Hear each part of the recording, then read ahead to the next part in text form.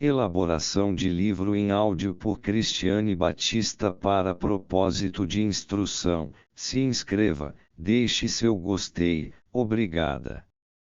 Sobre a psicanálise, 1913-1911. Sigmund Freud. Nota do editor inglês. A presente tradução inglesa é uma versão modificada da publicada em 1913.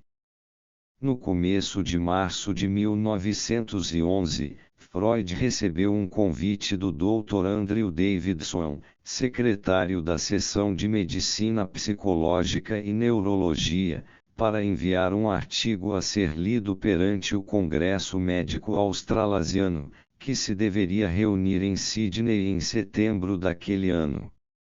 Ele enviou o artigo em 13 de maio, foi devidamente lido e posteriormente publicado nas atas do Congresso, juntamente com artigos, também sobre assuntos psicanalíticos, da autoria de Jung e Havelock Ellis.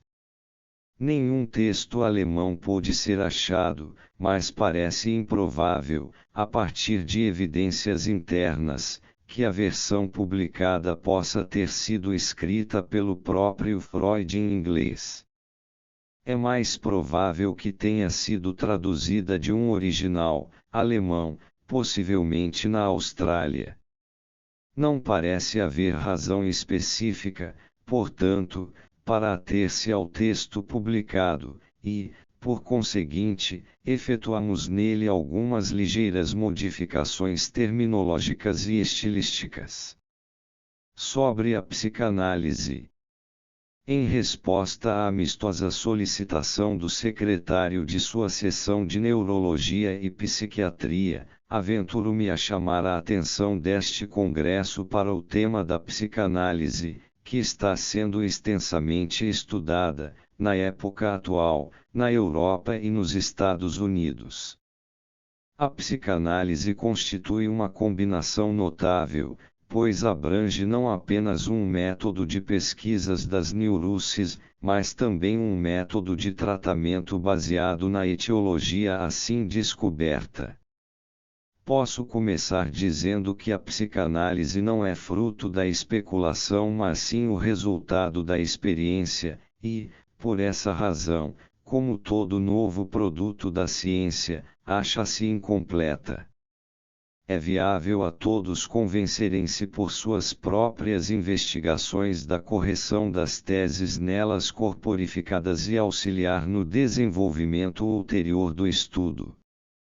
A psicanálise começou com pesquisas sobre histeria, mas, com o decorrer dos anos, estendeu-se muito além desse campo de trabalho. Os estudos sobre a histeria, de autoria de Breuer e minha, publicados em 1895, foram os primórdios da psicanálise.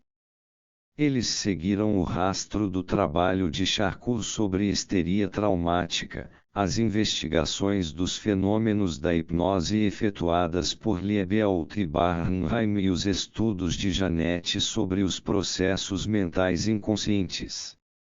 A psicanálise logo encontrou-se em nítida oposição com as opiniões de Janet, por a. declinar de remontar a histeria diretamente à degeneração hereditária congênita, b. oferecer, ao invés de mera descrição, uma explicação dinâmica baseada na ação recíproca das forças psíquicas, e, c. atribuir a origem da dissociação psíquica, cuja importância fora reconhecida também por Janet, não a uma falha de síntese mental resultante de incapacidade congênita, mas sim a um processo psíquico especial, conhecido como repressão, Verdrängung.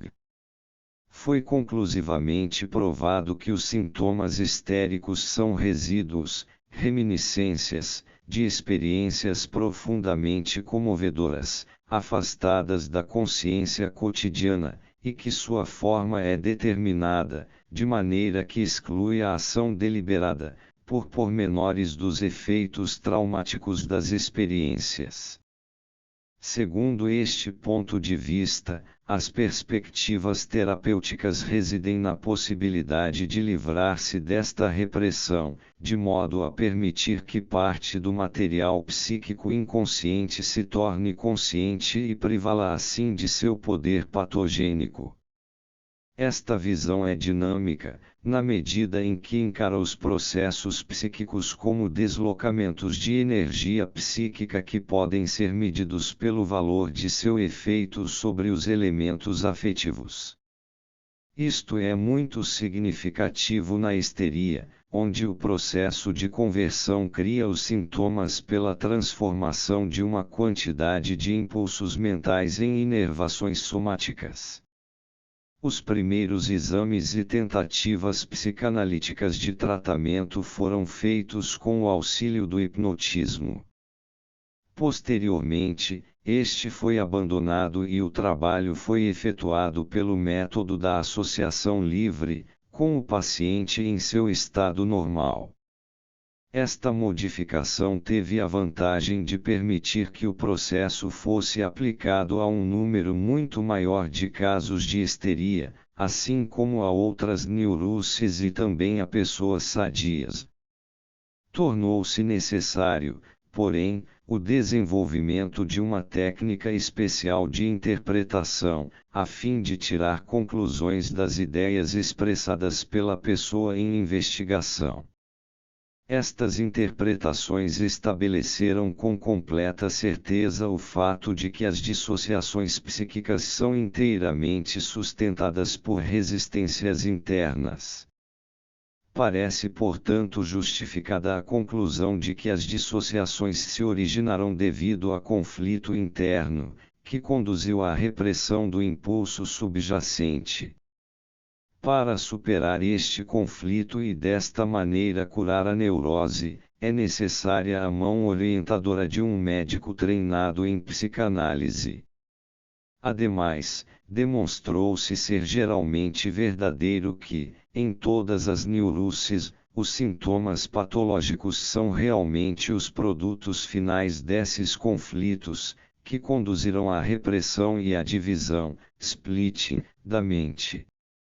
Os sintomas são gerados por mecanismos diferentes, seja como formações de substituição das forças reprimidas, seja, b, como conciliações entre as forças repressoras e reprimidas, seja, c, como formações reativas e salvaguardas contra as forças reprimidas.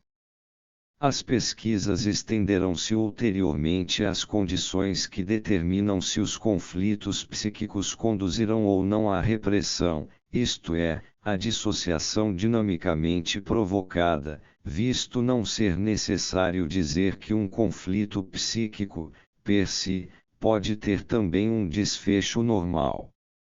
A conclusão a que a psicanálise chegou foi que tais conflitos davam-se sempre entre os instintos sexuais, empregando a palavra sexual em seu sentido mais amplo, e os desejos e tendências do restante do ego. Nas neuroses, são os instintos sexuais que sucumbem à repressão, e constituem assim a base mais importante para a gênese dos sintomas, que podem, por conseguinte, ser encarados como substitutos de satisfações sexuais. Nosso trabalho sobre a questão da disposição às afecções neuróticas acrescentou o fato infantil ao somático e ao hereditário, até então identificados.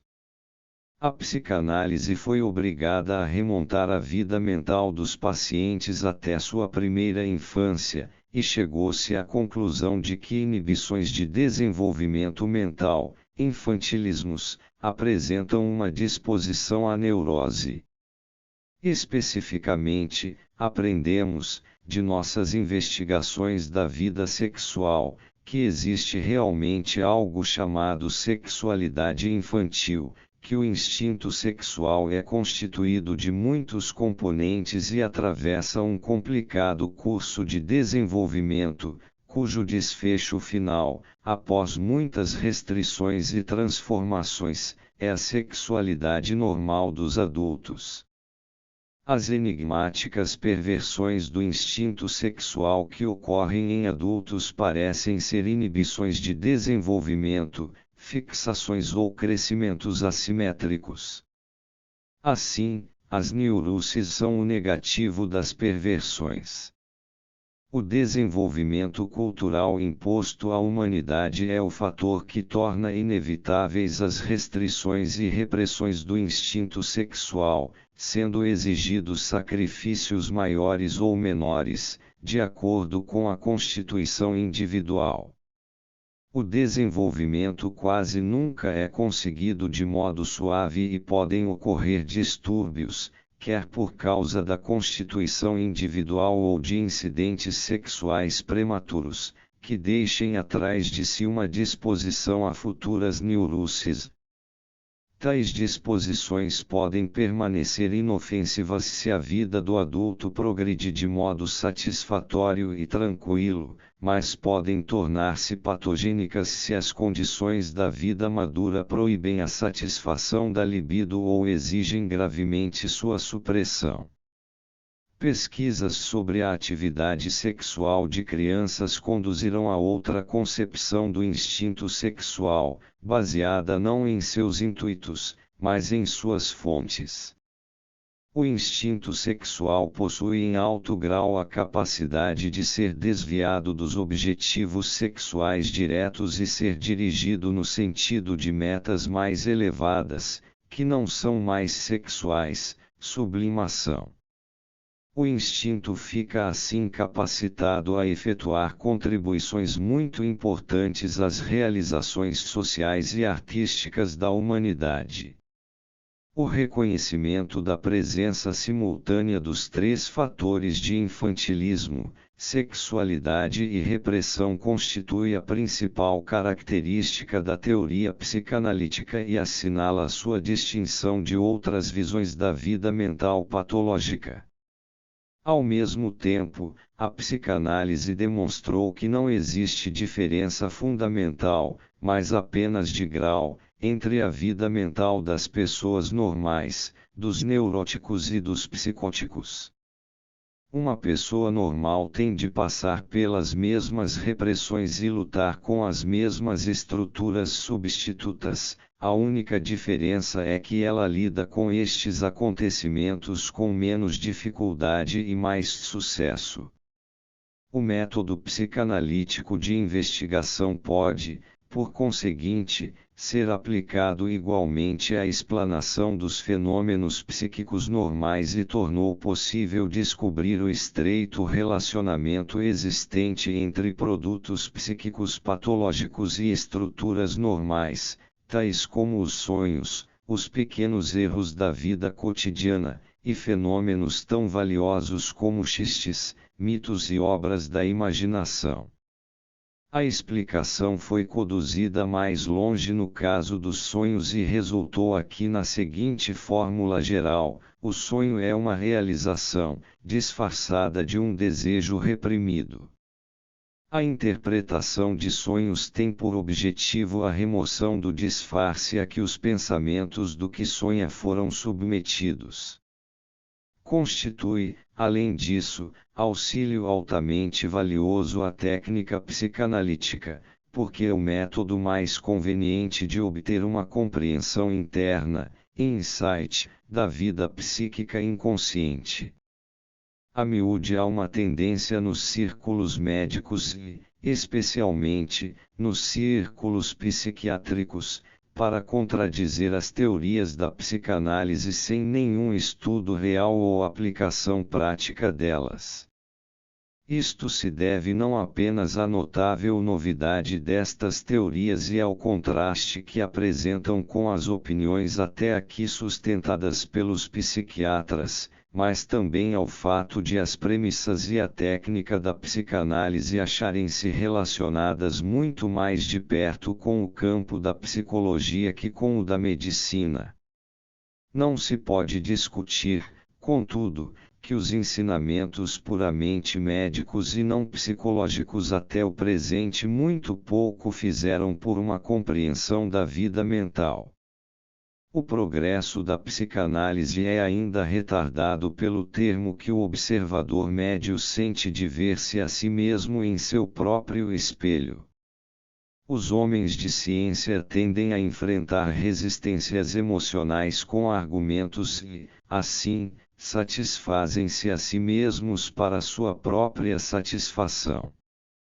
Quem quer que deseje não ignorar uma verdade fará bem em desconfiar de suas antipatias e, se quiser submeter a teoria da psicanálise a um exame crítico, que primeiro se analise a si mesmo. Não posso achar que nestas poucas frases tenha conseguido pintar um quadro claro dos princípios e propósitos da psicanálise, mas a elas adicionarei uma relação das principais publicações sobre o assunto, cujo estudo fornecerá maiores esclarecimentos a quem quer que eu possa ter interessado.